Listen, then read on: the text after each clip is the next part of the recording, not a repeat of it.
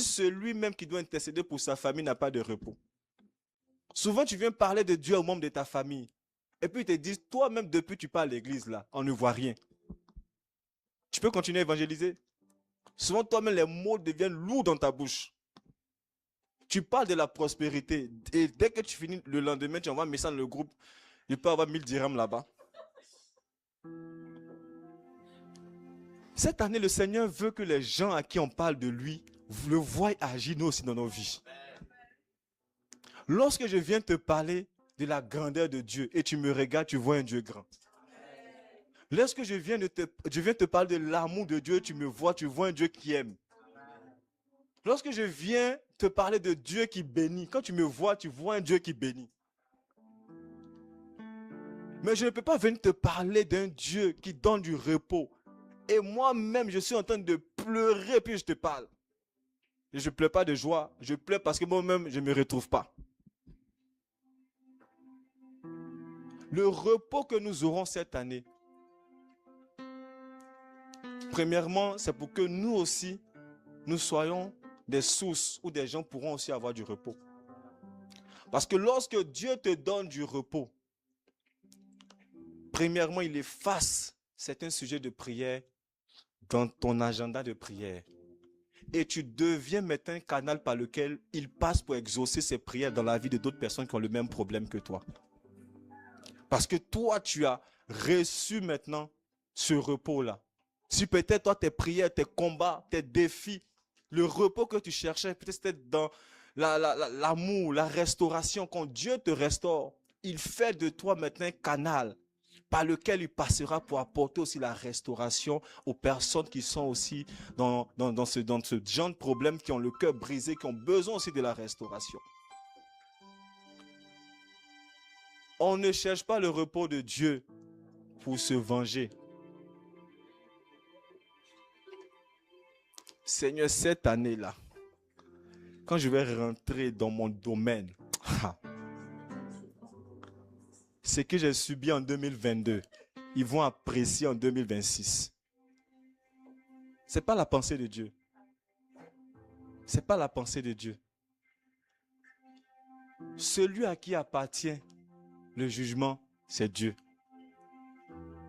Dieu ne bénit pas des personnes qui ont pour ambition la vengeance.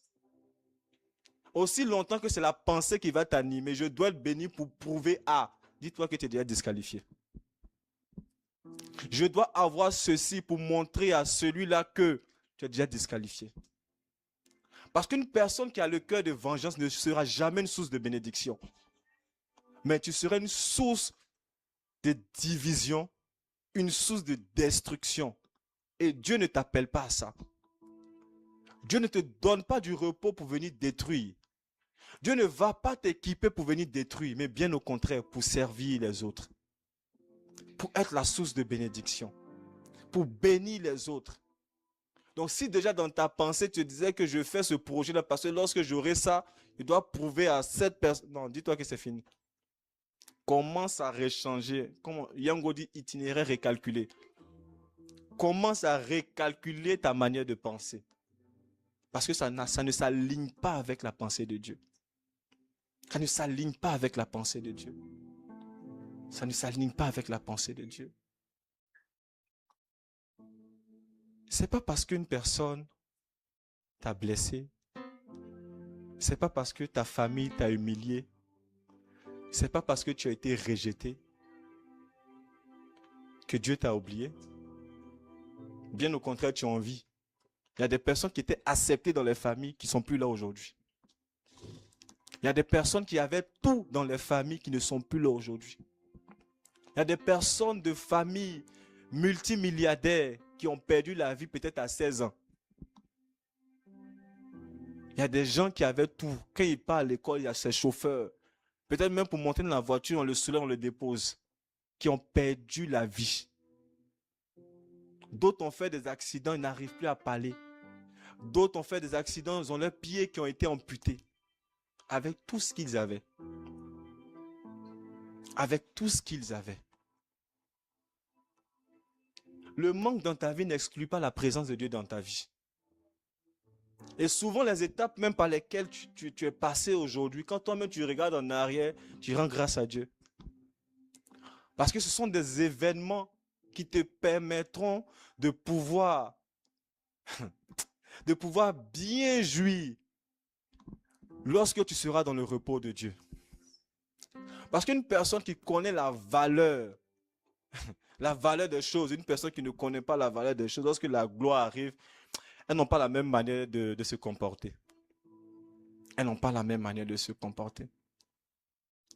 Rends grâce à Dieu pour tout ce qui se passe dans ta vie. Tout ce qui s'est passé, rends grâce à Dieu. Bénis seulement Dieu. Bénis seulement Dieu. Bénis seulement Dieu.